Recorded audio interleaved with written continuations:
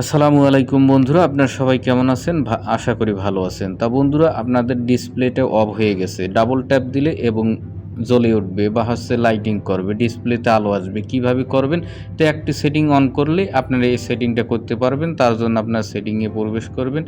এরকম একটি ইন্টারফেস চলে আসবে। এখান থেকে স্পেশাল ফাংশন নামে অপশন, এখানে ট্যাপ দিবেন। ট্যাপ দিলে পরবর্তীতে আরেকটি ইন্টারফেস চলে আসবে। এখানে অ্যাকশন অ্যান্ড গেস্টার যে নিচে একটি অপশন আছে, এখানে ট্যাপ দিবেন।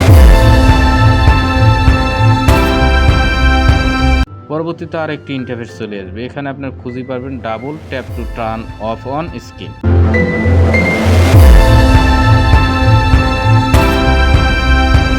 এখানে আপনারা কি করবেন? এখানে একটা ট্যাপ দিবেন। পরবর্তীতে আরেকটি ইন্টারফেস চলে আসবে। এখানে double tap to turn on off screen, এখানে অন করে দিবেন।